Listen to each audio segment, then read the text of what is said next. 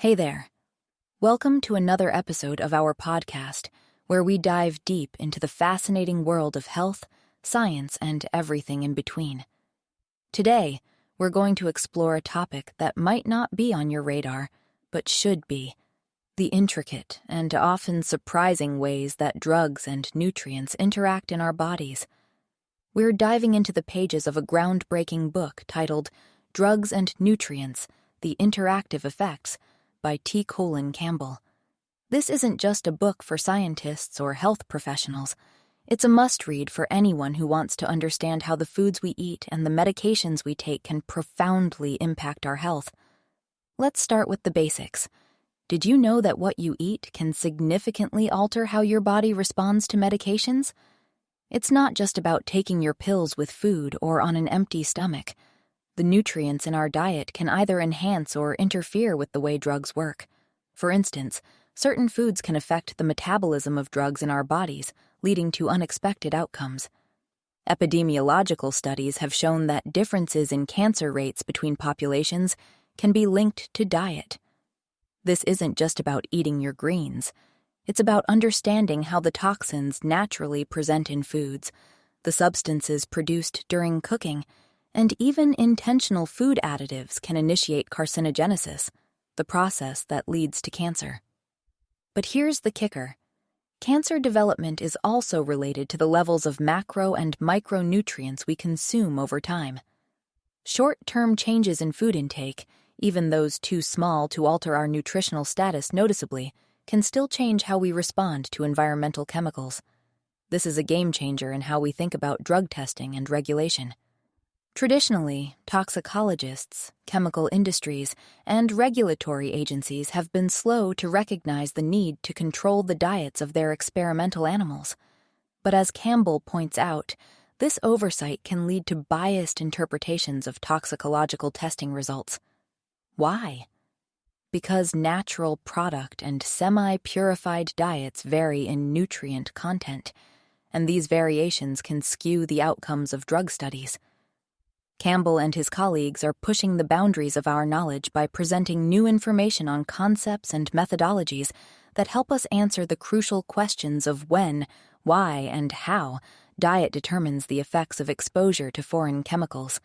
They've assembled chapters from experienced colleagues on topics like quantifying the total body burden of foreign chemicals, measuring the effects of plasma protein on drug disposition, and determining the effects of specific nutrients on drug metabolism.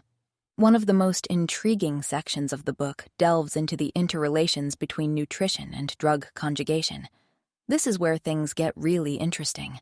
The authors offer new conceptual and methodological information on diet-related substrates required for processes like glucuronidation, methylation, sulfation, glutathione conjugation, and amino acid conjugation. These processes are crucial for detoxifying substances in our bodies, and they rely heavily on the nutrients we consume. The book also explores the theme of experimental protocols that allow us to explore drug-nutrient interactions. This is vital because new drug development and usage have broadened our knowledge of drug-induced malnutrition.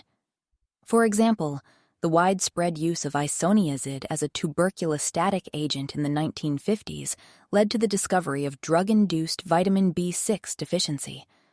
This is just one example of how a drug can produce subclinical nutritional deficiencies, a realization that came about through advances in the biochemical assessment of nutritional status.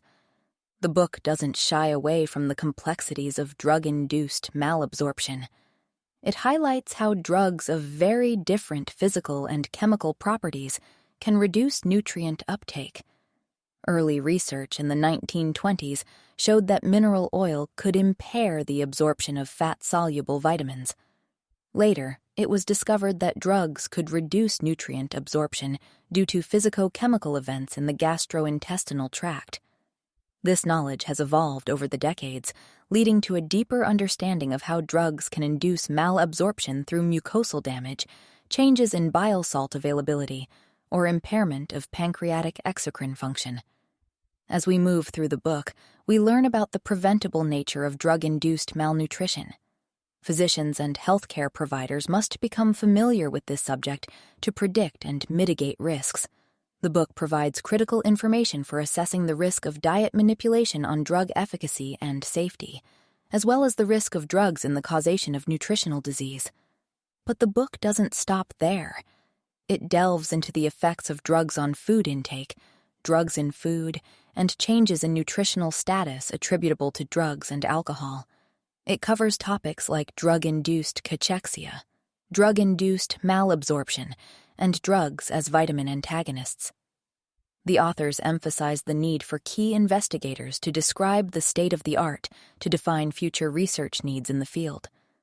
The book also touches on the role of plasma proteins in drug disposition. It discusses how plasma binding can affect drug distribution and elimination, and how changes in plasma binding can lead to significant alterations in drug levels and effects. This is crucial for understanding how drugs are handled by the body and how they exert their pharmacological effects. In conclusion, Drugs and Nutrients, The Interactive Effects, is a comprehensive guide that sheds light on the complex interplay between the foods we consume and the medications we take. It's a call to action for healthcare providers, researchers, and anyone interested in optimizing their health. By understanding these interactions, we can make more informed decisions about our diets and medications, ultimately leading to better health outcomes. Thank you for tuning in to this episode of BrightLearn. I hope you found this exploration of drug-nutrient interactions as fascinating as I did. If you enjoyed this episode, don't forget to subscribe and leave us a review. And as always, stay curious and keep learning. Visit brightlearn.ai for more fascinating videos like this one, and naturalnews.com for full editorial coverage and breaking news on critical stories that keep you informed and aware of what's really going on.